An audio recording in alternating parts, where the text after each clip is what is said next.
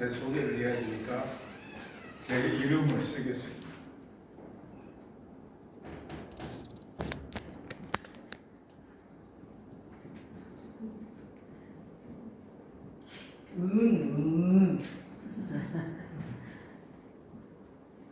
이거 안 해도 되는데.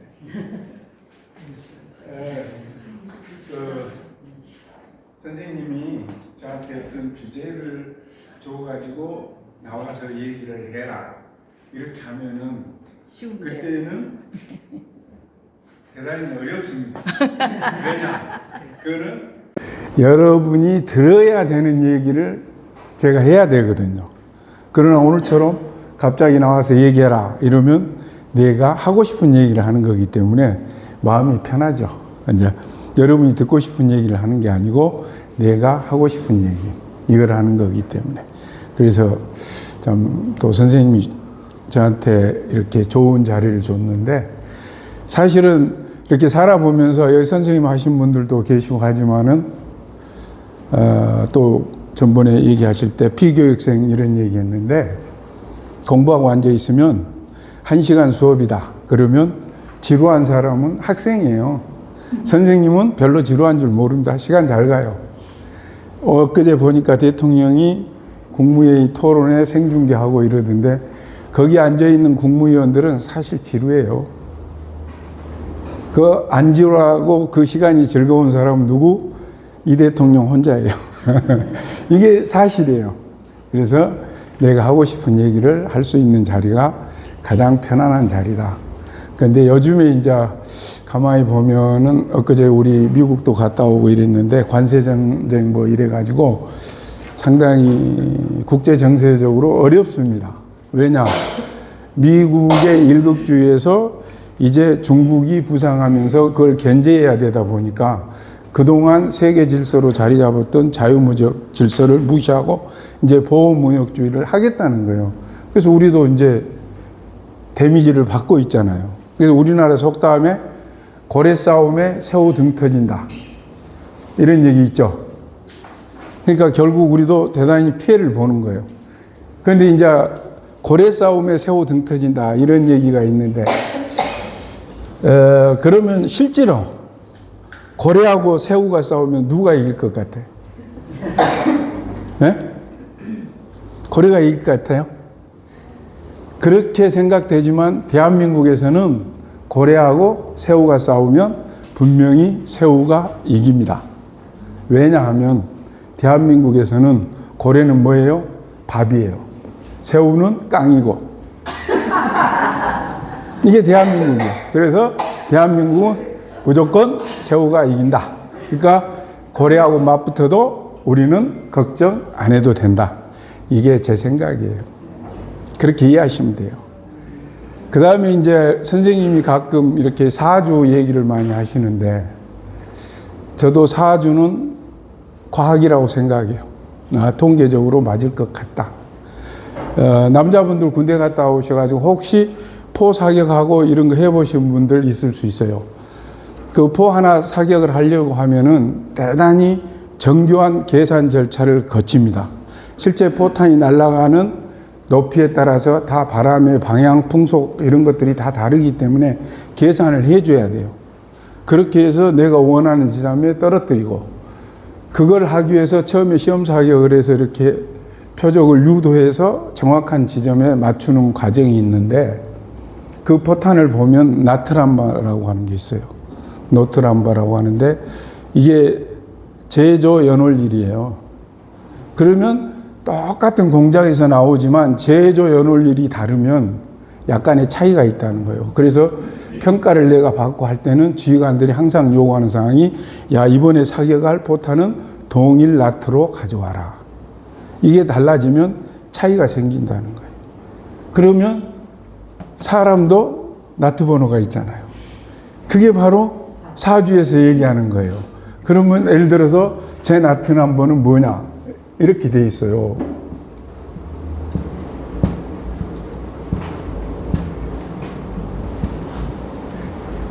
요 번호를 가지고 지금 이 사람이 어떨 것이다 이렇게 얘기한다는 거예요.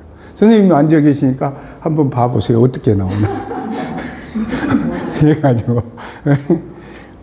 이제 이걸 가지고 이제 사람이 하잖아요. 그러면 이게 이제 지금 이 사주가 요즘에 나온 게 아니잖아요. 과거, 지금부터 수천 년 전에 나왔던 거예요. 그러면 지금 앞에서 배웠듯이 사람의 본성은 타고난다 했잖아요. 그리고 그 환경에 따라서 바뀌고 교육에 따라서 바뀐다 했잖아요. 그러면 옛날에는 이 앞에 같은 연월에 태어난 사람은 그 사람이 살아온 환경도 비슷했다는 거예요. 통계적으로. 대한민국에 태어난 사람들이 뭐 시골에 있다고 뭐 서울에 있다고 해서 큰 차이가 별반 없었다는 거예요. 중국에서 태어난 사람들은 다 그 환경이 비슷했을 거고 아프리카는 또 아프리카대로 다 비슷했을 거라는 거예요. 그러면 비슷한 운명의 길을 가게 된다. 이 부분에 대해서 저도 굉장히 공감이 가는 부분이 있다. 그때 사람들이 통계학이란 개념을 알고 있었고 그런 과정을 통해서 이런 걸 만들었지 않을까. 이런 생각을 제가 해봅니다. 그러나 요즘은 너무나 환경의 차이가 심해요. 대한민국 안에 있어도 지금 산골에 사는 사람하고 서울에 사는 사람은 완전히 다른 환경 속에서 살고 있기 때문에 요즘은 좀 잘 안 맞을 것 같아요. 그러니까 이게 어느 지역별로 연구를 해가지고 이렇게 하면 몰라도 많이 좀 달라질 것 같다. 이건 제 개인적인 생각입니다. 그러면 이 얘기를 왜 꺼냈느냐 하면 이제 선생님이 요구하는 것은 나라는 사람이 어떤 사람인가 이걸 이제 주제로 해서 이 얘기를 하는 거기 때문에 그러면 결국 내가 어디서 태어나서 어떻게 자라왔느냐 이거를 보면은 그 사람의 그 본성과 그 다음에 성품이라든가 이런 것들을 미루어 짐작할 수 있지 않겠느냐. 그래서 내가 서두에 이제 이 얘기를 꺼낸 거예요. 사실 저는 굉장히 우리나라 중에서도 특히 낙후되어 있는 그런 시골에서 태어났어요. 그래서 제가 이런 번호를 갖고 있지만은 사실은 그 옛날 태어나서 어렸을 때 자랐을 때 추억의 공감대 이러면 저보다는 최소한 플러스 10 정도 되는 정도 되시는 분들이라야 공감이 가는 거예요. 내 또래 되면은 애들 같아요. 왜? 내가 겪은 환경과 그 사람의 겪은 환경이 굉장히 차이가 있기 때문에. 우리 시골에는 제가 20대 중반을 넘어섰을 때 전기라는 게 왔어요. 그때까지도 호롱불 켜고 살았어요. 그런 곳이기 때문에. 그런데 그곳에서 제가 중학교 졸업할 때까지 한 번도 그 동네를 떠나본 적이 없어요. 우리 시골이 못 살고 어려운 그런 시골인데 그 중에서도 우리 집은 또 평균 이하였기 때문에 제가 밖으로 나올 일이 없었어요. 그러니까 매우 제한된, 폐쇄된 그런 시골 환경 속에서 이제 자란 거죠. 요즘 얘기로 얘기하면 그 동네 이제 그때 당시 마을에서 무슨 무거운 물건들을 운반한다 하면은 가장 큰 운반 수단이 구루마라고 그러죠. 소가 끌고 다니는 이런 거. 이게 이제 제일 큰 거고, 그 다음에 리어카라고 하는 게 내가 기억했을 때 우리 마을에는 없었어요. 그리고 옆마을의 아저씨가 그 리어카 한 대를 사가지고 전문적으로 짐을 날라주고 돈을 받고. 이름, 지금 생각하면 운수업자예요. 그 리어카 한 대 가지고 있는 분이. 이런 마을에서 제가 살았어요. 지금 웃음이 나오죠. 근데 그게 그렇게 오래된 세월이 아니잖아요. 그래서 제 친구들은 뭐 좀 여유 있는 집안에 있는 사람들은 뭐 나가볼 기회도 있었고 했지만은 저는 그런 기회가 한 번도 없었어요. 그리고 저희들 중학교 다닐 때 몽땅 무트로 이제 수학여행을 가는 기회가 있었는데 저는 집안 형편이 어렵고 이러니까 그 수학여행도 안 갔어요. 그랬으니까 갈 기회가 한 번도 없었죠. 그리고 우리 동네는 학교를 가는 사람도 있고 일부는 어디로 가? 서당으로 갔어요. 그래서 이제 서당은 우리 마을에 있었어요. 그래서 이제 학교 가기 싫은 사람은 내가 보기에 가기 싫은 게 아니고 지금 그때 어른들 얘기가 수업료를 우리말로 해서 그때 월사금이라고 그랬어요. 그 월사금 내기가 어려우니까 서당으로 보내고 낼 수 있는 정도만 학교로 가고 이제 이런 상황에서 제가 자랐죠. 그래도 그때까지는 상당히 내가 보니까 모범생에 해당되는 것 같아요. 그 시절에는.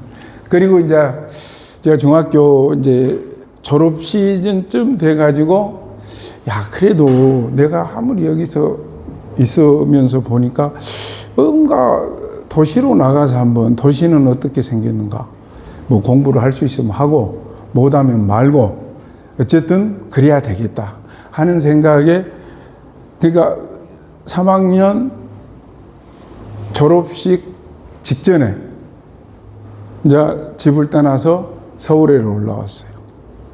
서울에로 올라왔는데 난 서울 사람들이 그때는 제가 깜짝 놀랐어요. 지금 생각하니까 별거 아니야. 지금 생각하면 한 8차선 왕복 이런 정도 도로 된 것 같아요.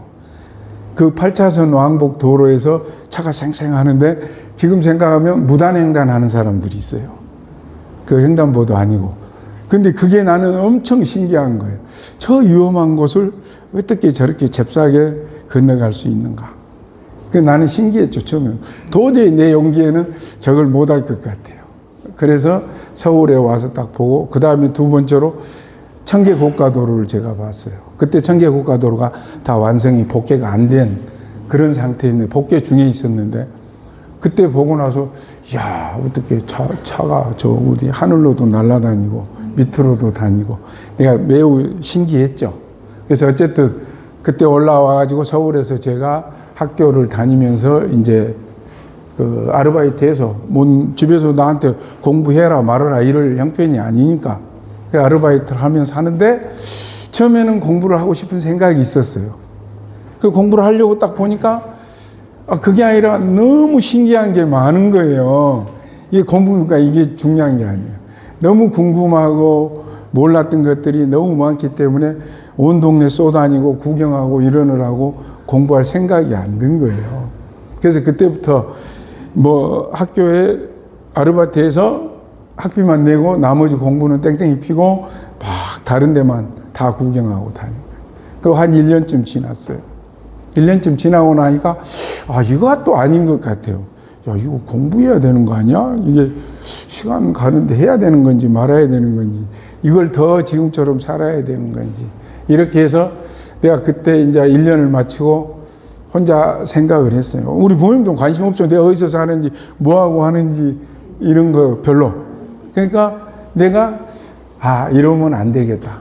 그래가지고, 그러면 이 서울이라고 하는 화려한 곳을 떠나서 지방도시로 내려가서 좀 공부를 할 수 있지 않을까? 그리고 1학년 마치고는 내가 혼자 또 내려갔어요. 어디로? 목포로 내려갔어요. 그래서 2학년에 이제 편입을 해가지고 싹 있어 보니까 또 이게 이제 서울에 그 사는 학생들 모습하고 그 지방도시가 또 달라요. 그래서 거기 가서 처음에는 공부를 하겠다 이렇게 생각을 했는데 한번 공부 말고 다른 데 재미를 붙여놓으니까 이게 통제가 잘 안 되는 거예요.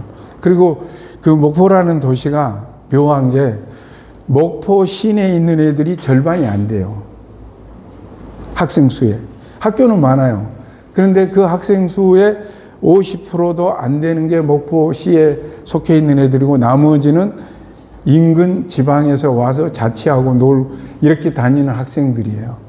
그러다 보니까 그래도 지방에서 올라온 학생들 중에서 부모들이 잘 살고 이게 학교에 대해서 관심이 있고 이러면은 조금 통제를 부모들이 해주는데 대부분 바쁘기 때문에 먹고 사는 게 바쁘잖아요. 뭐 그런 걸 돌볼 이런 상황이 안 되기 때문에 별로 그런 걸 안 해줘요. 그러니까 스스로 통제하지 않으면은 자기가 바로 서기가 어려운 상황. 그래서 목포에 보면은 뭐 조폭들 뭐 이런 애들이 거기 많아요. 근데 그 애들이 대부분 그 지방 출신들이에요. 목포 본토 애들이 그러고 다니는 게 아니에요. 그 부모의 품을 떠나서 산다는 게, 어린 나이에 산다는 게 쉬운 게 아니더라는 거예요. 그래서 결국 거기에서도 막 이렇게 다니고 이러다 보니까 적응을 못 해가지고 결국 한 1년 반 정도 마치고 학교 그만두고 또 다른 학교로 옮겨서 이제 내가 겨우 학교는 3번 거쳐서 졸업을 했어요. 고등학교를. 그래서 내가 굉장히 많은 체험을 했죠. 정말 지금 생각하면은 고등학교 다닐 때 노가다판에 가서 일해보고 이런 사람들 없어요. 근데 저는 그런 것도 다 해봤어요. 왜? 내가 당장 돈 벌지 않으면 학교 못 가고 내가 하고 싶은 거 못 하고 이런 것 때문에. 그래서 이제 그렇게 살고 이렇게 있다가 사실 제가 이제 그러다가 공부를 좀 더 열심히 해야 되겠구나 하는 것은 이제 군대에 들어와서 군 생활하면서 처음에는 군대를 내가 지원한 이유도 군인은 공부 안 해도 될 것 같다 이런 생각을 갖고 있었어요. 왜? 내가 피상적으로 생각하는 군 생활이라고 하는 것은 가서 완력을 쓰고 뭐 사람을 죽이고 이런 거잖아요. 전쟁 나면. 그러니까 이거는 뭐 단순한 거지. 굳이 거기 가서 공부하고 머리 써야 되고 이런 건 아닌 것 같다. 그래서 이게 제일 쉬운 것 같다. 그래서 내가 군으로 들어와서 군 생활을 하면서 군 생활을 약간 이제 시작하면서 또 다시 세상을 보기 시작하니까 군인 꼭 그런 것만은 아니구나. 그래서 이제 뒤늦게 제가 이제 공부에 좀 관심을 갖고 열심히 살아보고 이랬습니다. 근데 제가 이 과정을 거치면서 제가 한 번도 제 부모님에 대해서 원망을 해본 적도 없고 내 자신의 삶에 대해서 내가 이게 너무 억울하다. 내가 후회가 된다. 이런 생각을 또 가져본 적도 없어요. 왜냐하면은 그 이후에 내 삶에 있어서 이때 쌓았고 경험했던 것들이 오히려 앉아서 공부만 했던 것보다 훨씬 큰 도움을 주더라는 거예요. 내가 세상을 살아나가는데 원천적인 힘은 내가 체험한 환경으로부터 나오더라. 그래서 제가 세상을 살아가면서 한 번도 뭐가 두렵다거나 내가 자신이 없다거나 이런 걸 느껴본 적이 없어요. 그냥 내가 하기 싫으니까 안 한다 뿐이지 내가 하고 싶다 하면은 나는 할 수 있다. 이런 요즘으로 얘기하면 근자감이지. 근자감을 갖고 지금까지 살아왔어요. 그런 것들이 몸에 배어 있어요. 아무리 어려운 상황이어도 이까짓 건 내가 왜 못해? 못할 이유가 하등이 없다. 이런 생각을 가지고 제가 이제 오늘까지 살고 그러면서 또 이 과정을 거치면서 내가 어려서부터 생각하는 게 저는 사실 가장 어렸을 때 꿈이 뭐였냐면 보통 꿈 이렇게 얘기하면은 뭐 그때 당시에는 무슨 대통령 되고 무슨 선생님 되고 뭐 과학자 되고 의사 선생님 되고 이런 얘기였어요. 저는 그런 꿈을 가져본 적이 한 번도 없어요. 내가 가졌던 꿈은 내가 크면 딱 한 가지는 해야 되겠다. 뭐냐? 하얀 쌀밥에 그 다음에 옛날에 김치 담으면은 그 배추가 요즘처럼 속이 차질 않아요. 그래서 전부 묶어줘요. 그러면 노란 게 속에만, 옛날에 시골에서 하신 분은 알 거예요. 속에만 약간 있어요, 노란 게. 그래서 김장김치 해놔봐야 대부분 퍼렇고 노란 김치는 조금이에요. 요즘 다 노랗잖아요, 배추가. 그 조금을 누구 몫이냐? 나한테는 한 번도 안 오죠. 저 있을 때 저희 할아버지는 일찍 돌아가셨고 할머니 계셨고 부모님 계시고 그러는데 할머니, 아버지 이럴 때 가는 거지 나한테는 언제나 파란 배추야. 그러니까 그 노란 배추, 김치, 쌀밥 거기다 참기름 비벼서 밥 먹으면 나는 인생 성공한 거다.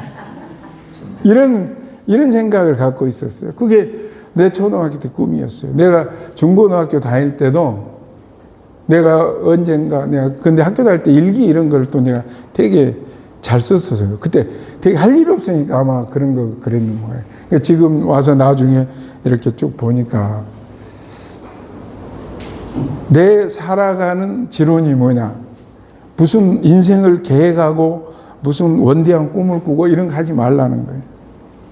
그냥 오늘 나한테 주어진 일에 최선을 다해라. 그날이 너의 행복이다. 그러면서 내 일기에 옛날 시골에 살았으니까 그 써져 있는 대목이 뭐냐. 봄에 농부가 씨앗을 뿌릴 때 열섬 수확을 목표로 해서 씨앗을 뿌리면 가을이 돼서 그 농부는 열섬을 수확했을 때만 살짝 만족을 느낀다는 거예요. 그냥 씨앗을 뿌린 농부는 자라는 과정도 행복하고 그 다음에 뭐 열섬이 아니라 세 섬을 수확했던 뭐 한 섬을 수확했던 그 과정이 행복하다는 거예요. 그러니까 쓸데없는 걸 계획하지 말라. 그날 열심히 살다 보면 된다. 지금도 저는 생각이 그런 거예요. 그래서 뭐 하는데 그걸 하느냐? 나한테 이렇게 물으면 그걸 왜 묻냐? 야, 그걸 목적이 있어서 하는 거야. 오늘 내가 살아있다는 존재잖아. 내가 살아있는 의미가 내가 이걸 하는 게 그 의미니까 한 거지. 내가 이걸 해서 뭐를 하겠다. 내가 한문반에 와서 선생님 무슨 뭐 검정해서 사급 뭐 이런 사급 따서 그런 게 아니라 그냥 여기 앉아 있는 그 과정이 행복하고 그것이 내 인생의 보람이니까 와서 있다는 거예요. 그래서 저는 지금도 우리 손주들 보고 이러면 우리 며느리들이 할아버지 그럼 절대 안 돼요. 왜? 손주들이 저한테 오서 뭐 얘기하면 공부하기 싫고 하지 마. 근데 그거 안 해도 돼. 할아버지는 할아버지도 어려서 공부 안 했어. 나중에 내가 너도 필요할 때 하면 돼. 지금 필요 없다고 생각하면 하지 마. 그러니까 안 해도 되는 거야. 그냥 놀러 가. 놀고 싶으면. 응? 나중에 아무 문제 없어. 더더군다나 너네들은 요즘에는 더 그렇잖아요. 사실 학교에서 배우는 공부가 그게 무슨 의미가 그렇게 있는지 저는 잘 모르겠어요. 지금 4세 무슨 고시학원에서 강남에 가면은 4살 때 뭐 의대, 법대 뭐 이런 데 보내겠다고 고시를 시킨다고 하는데 그 사실 엄밀한 의미에서 보면 아동학대 아니에요? 내가 지게지고 옛날에 어려서 두엄지고 막 밭에 이런 거 테이프 나르는 것 그거는 나은 거지. 나는 4살 때는 안 했어요. 적어도 우리 엄마 아빠가 내 기억에 막 내 기어다닐 때 어디 처박히고 이럴까봐 그 옛날에 뭐 띠로 묶어서 기둥에다 묶어놓은 건 있지만은 그거 무슨 그 학원에 보내갖고 하루 종일 괴롭히고 이렇게 정신적으로 학대한 건 없다는 거예요. 그렇잖아요. 그 요즘에는 4살짜리 그애들 하고 싶겠어요? 내 손주 있어 보니까 나한테 오면 맨날 하기 싫다는 얘기예요. 하지 마라고. 근데 엄마 아빠가 하라 한다는 거예요. 그래도 하지 마. 혼난대. 야, 혼나면 되는 거지. 뭘 그걸 되게 어렵게 생각하냐. 하지 말라고. 그러니까 손주들이 저한테 오면 기분 좋아해. 안 해도 된다고 하니까. 그거 혼나도 된다고 그러니까. 근데 실제 제가 살아본 과정도 그런 것 같아요. 저는 그 대신에 이제 또 크게 욕심을 내보거나 이런 적이 없습니다. 그래서 부자가 돼보겠다 이런 생각도 또 안 갖고 있어요. 네. 그러고 싶은 생각도 하등이 없고. 그래서 사실 집안의 재정적인 문제에 대해서 제가 결혼하고 지금까지 한 번도 관여해 본 적이 없어요. 뭐 집을 사든 뭐 하든 그건 아이고 알아서 하고 싶으면 하고 말고 싶으면 말고 그냥 나한테 뭘 물어서 사야 되고 뭐 해야 되고 이런 거 없어. 본인이 하고 싶으면 하는 거예요. 하기 싫으면 안 하면 돼. 그냥 정권 나한테 물으면 나는 귀찮다 해요. 그거를 뭐 해야 되느냐 안 해야 되느냐 이런. 그런데 옛날 제가 처음 집 살 때 그때는 나한테 얘기를 했어요. 그러니까 왜 했느냐 돈이 없어서. 이게 이제 나도 그때 잘 몰랐는데 아파트를 사면은 대출을 받아야 되나 봐요. 근데 이제 우리 군에서는 그 분양을 해주잖아요. 좀 싸게. 그러니까 그걸 사야 된다는 거야. 그때 당시 내가 기억하기에 시가가 한 6, 7천만 원 된 것 같아요. 근데 집사람이 갑자기 그 분양 그 신청해갖고 집 사야 되니까 신청하라는 거예요. 그래서 서로 뭐 돈 보여줘봐. 돈 없잖아. 없는데 6, 7천만 원 없는데 무슨 그 아파트를 산다고 그 말이 안 되지. 그러니까 아니 산다는 거야. 어떻게 사느냐. 그러니까 은행 가면 대출. 그럼 당신이 가서 대출 받으니까 자기가 가면 안 되고 내가 가야 된다. 그 내가 그거 한번 가져야 된다. 아, 나 싫다고. 내가 왜 은행에 가서 돈을 빌려야 돼? 그런데 이제 그래도 못 이기잖아요. 가족을 이길 사람이. 네, 이길 사람 없어. 그래서 할 수 없이, 쭝얼쭝얼 불평은 했지만은 할 수 없이 이제 은행에 따라간 거예요. 그 이제 가니까 상당히 속으로 쪽팔리지. 내가 저기까지 가서 이런 얘기 해야 되나? 이제 머리 극적극적하고, 그것도 지점장 다 아는 사람이에요. 그 시절에는 우리 급여를 온라인이 아니고 현금으로 은행에 가서 자루로 받으다가 손으로 써서 나눠주던 시절이기 때문에 그 은행장으로 봐서는 사실은 중요한, 지금 생각하니까 VIP 고객인 거예요. 지휘관이니까. 그래, 이제 그거 갔어요. 어떻게 오셨냐고 깜짝 놀랐어. 나 머리 걱정 저 말하기 그렇잖아. 그래서, 집사람이 나 그거 별로, 이러고 하고 안 하고 싶은데, 이랬더니 나보다 한다는 소리가. 그 자기 돈 내고 사는 사람이 어디 있냐고 다 그러는데, 멍청하다고 나보고. 다 그래요. 모든 사람이 그러는 걸 왜 그러느냐. 그러니까 우리 집사람 의기양양하죠.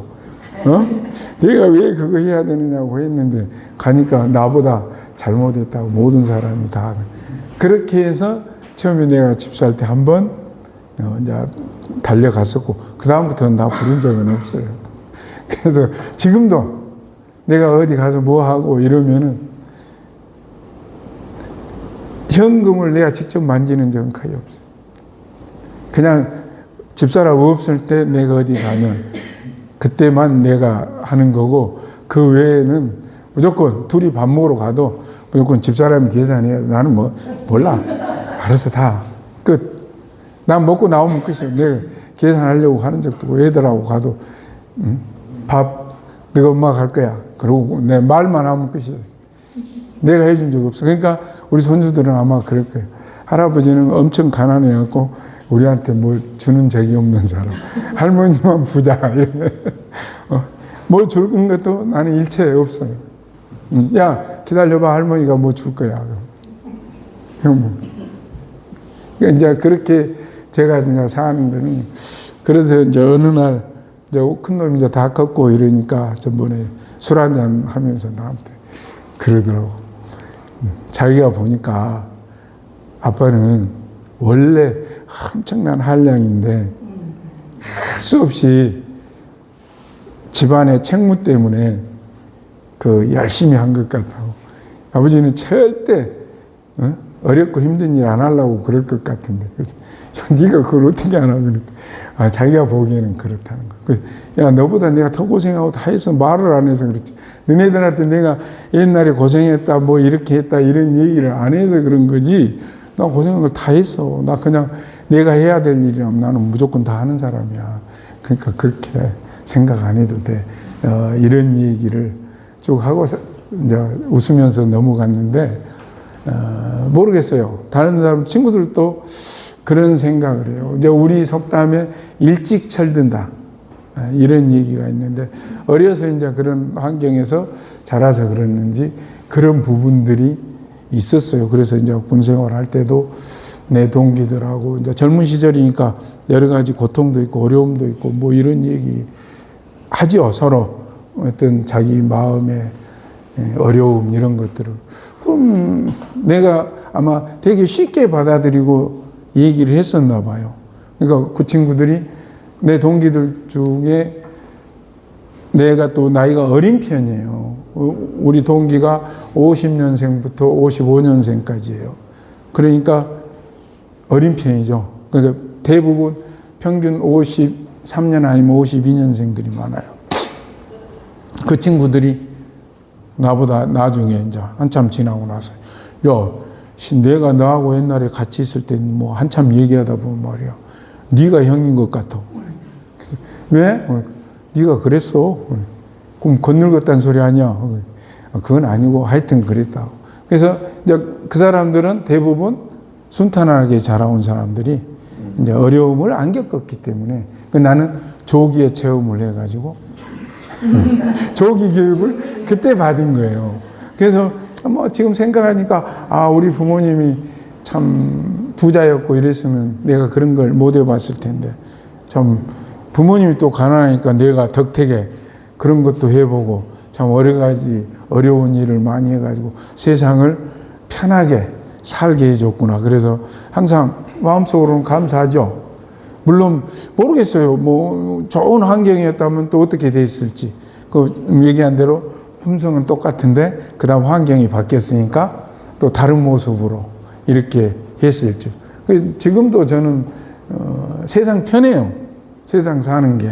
그래서 여기 나와 있고 어쩌고. 그러니까 가끔은 뭐 집에서 잔소리하고 아무 생각 없이 산다 이런 생각이겠지. 그래야지만은 그럼 또 그런 모양이다. 왜? 당연히 불평할 권리가 있는 거잖아요. 거기다 대고 왜 불평하느냐 해봐요. 뭐 하겠어. 아니 본인이 불평도 못하고 그러면은 어떻게 살아요? 내가 불평이 있으면 당연히 해야지. 욕하고 싶을 때는 욕하고. 뭐 자기가 하고 싶은 대로 하도록 놔두는 게 최고지. 그거를 왜 하느냐. 그게 행위가 나쁘다. 이러면은 안 된다. 그거는 누구 기준이야? 내 기준이잖아요. 내가 보기에 나쁜 거지. 본인은 판단해서 그게 아니라는 거예요. 자기가 주동적으로 살아야 된다. 그래서 제가 이제 항상 강조하는 것은 주동적으로 살아야 된다. 내 인생의 주인은 누구? 나라는 거예요. 그러니까 내가 하고 싶은 거, 내가 하고 싶은 대로. 남의 눈치 보지 말고 남이 뭐 이렇게 생각할까 저렇게 생각할까. 우리 가족은 약간 그런 편이에요. 그래서 늘 걱정해. 당연히 그렇게 하면 다른 사람들이 그렇게 좀 나쁘게 기분 나쁘게 생각할 수. 기분 나쁘면 기분 나쁘게 생각하면 되는 거예요. 그걸 내가 왜 가냐. 그 사람 내가 기분 맞춰줘야 될 하등의 이유가 없다는 거예요. 내가 아까 회의 얘기했잖아요. 그 앞에 있는 사람이 선생님이 여기서 얘기하는데 왜 지루하지 않느냐. 선생님이 주동적으로 살고 있잖아요. 이 시간에. 그래 행복한 거예요.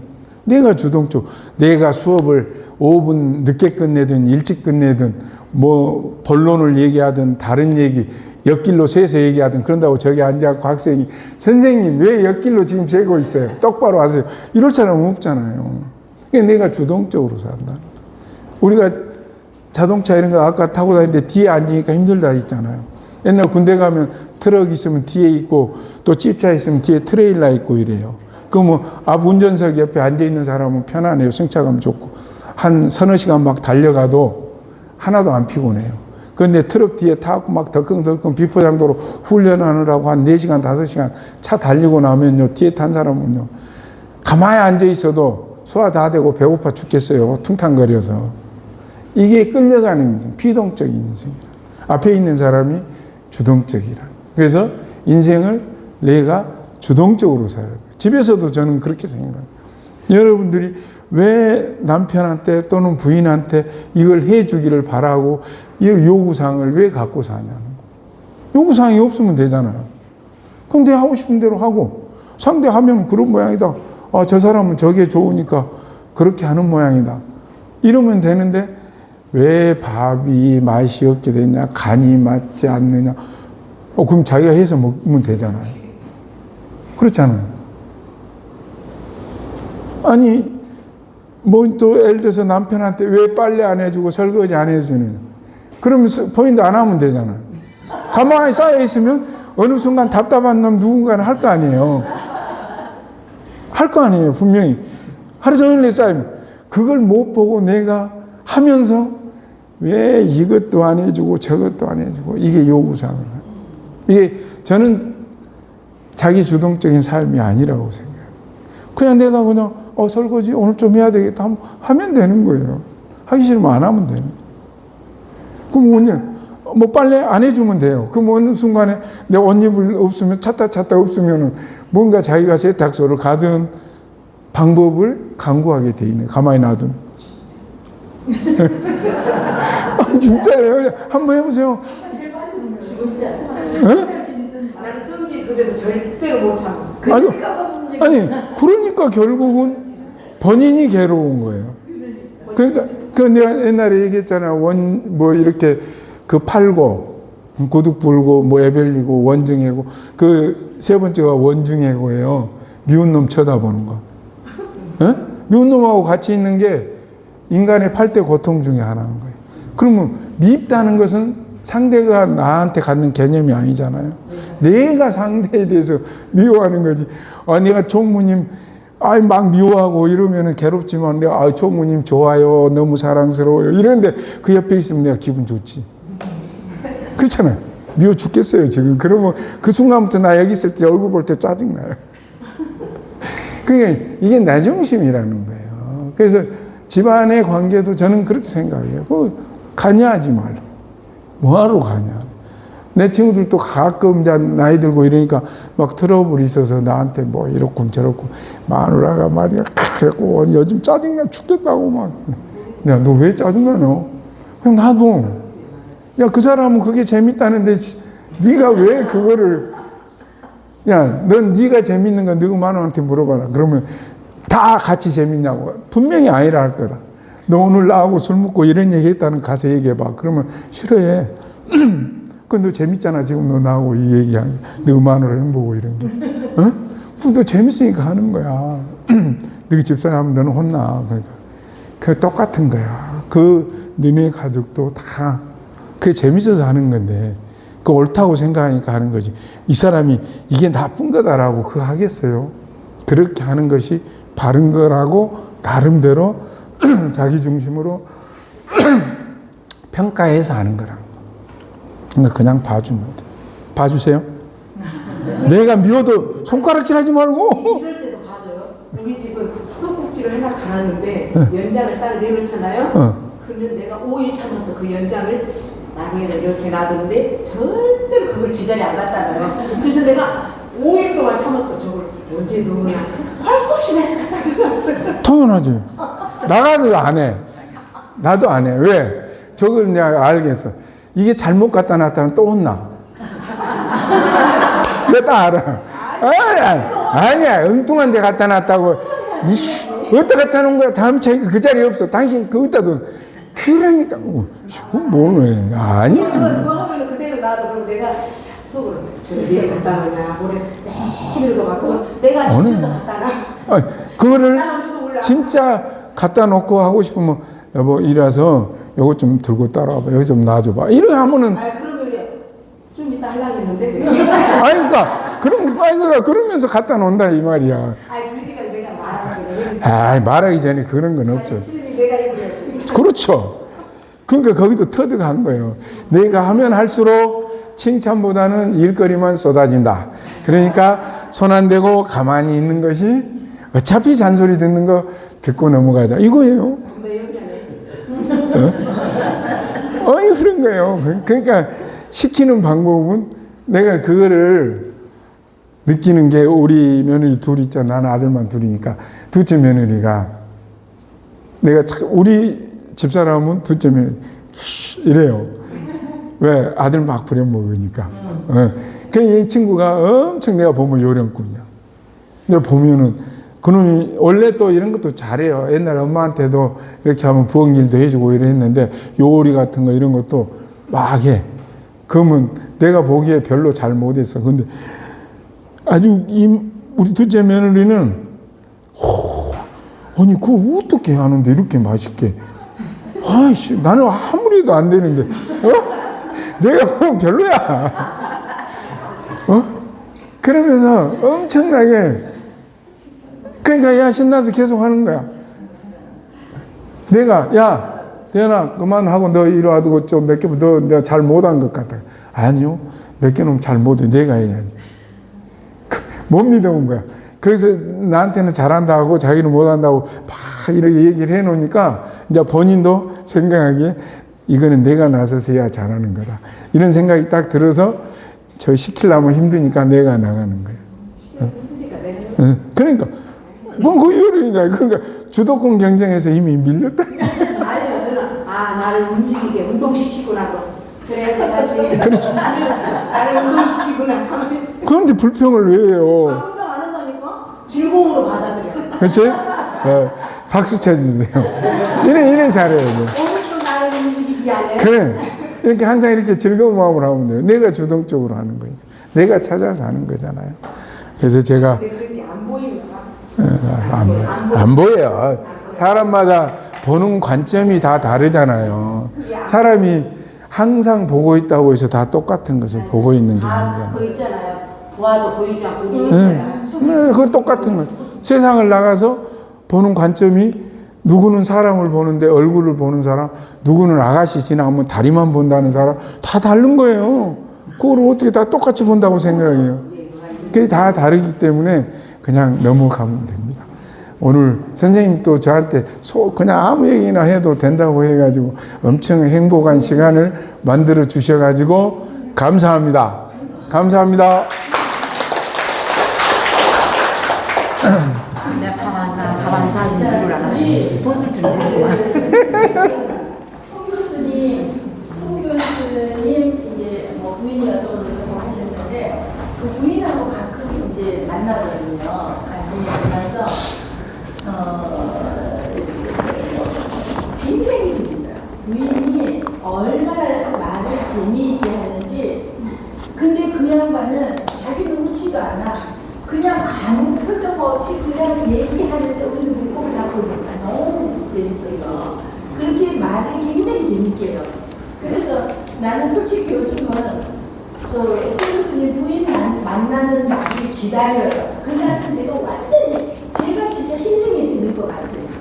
너무 즐거운 날이에요. 근데 저 두 분은 제가 이제 송 교수님하고도 오래 되게 친하게 되다 보니까 막 장난도 엄청 치고 막 그냥 막 이렇게 하지만 그 부인은 정말 좋고 너무 잘한다.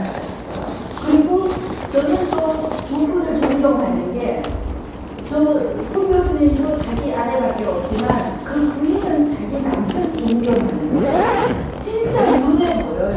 자기 남편을 지금 이제 둘째 며느리 얘기가 나오잖아요.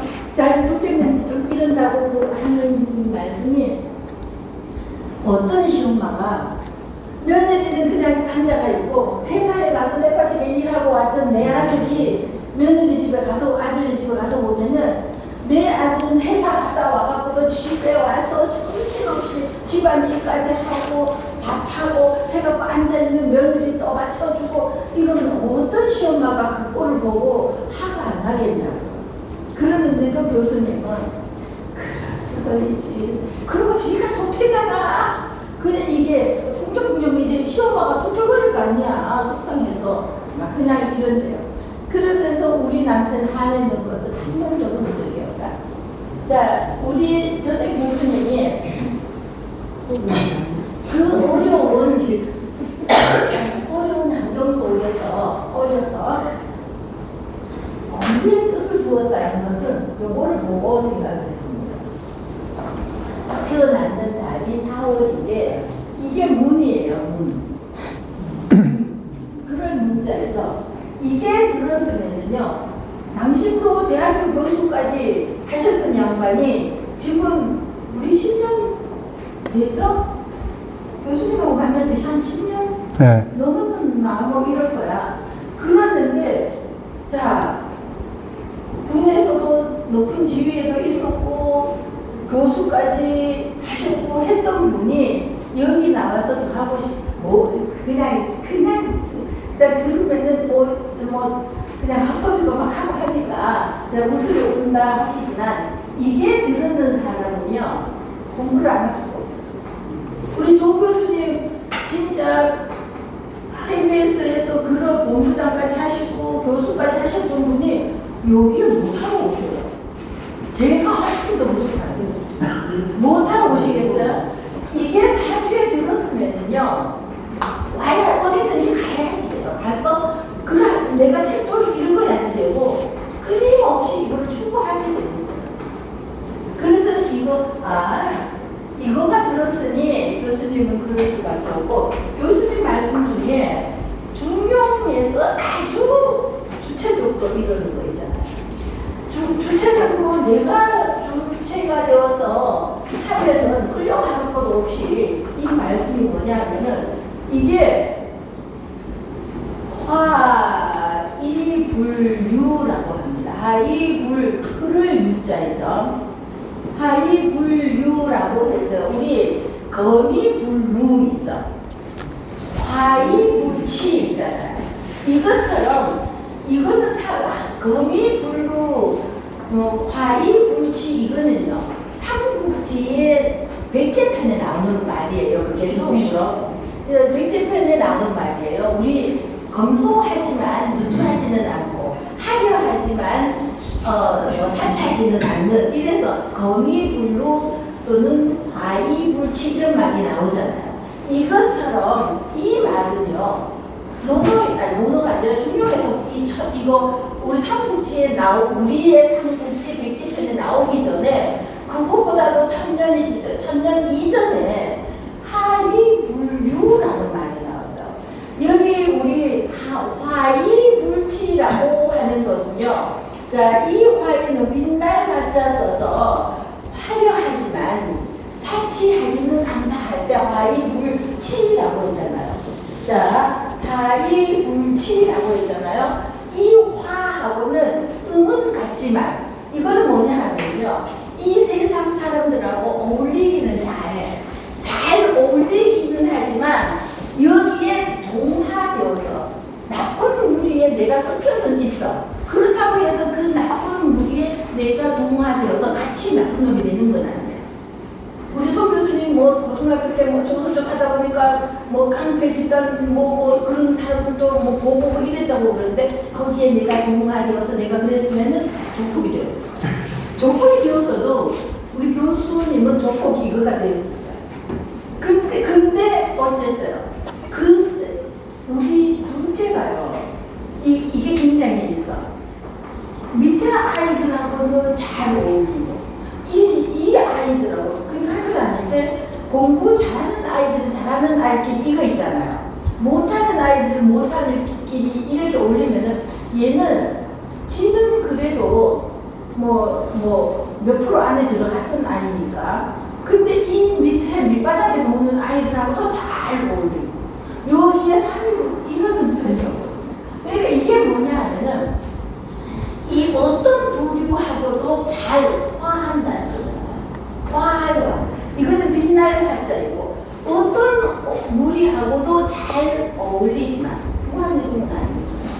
자, 여기서 그러지 않는다 해서 나는 내 주체를 가지고 근데 이거를 잃지 않는다. 이래서 중용에서 이게 나오는 말이에요. 근데 아까 그 말씀이 이 말이에요. 내 주체가 흔들리지 않고 내 주관으로 가지고 이렇게 행동한다.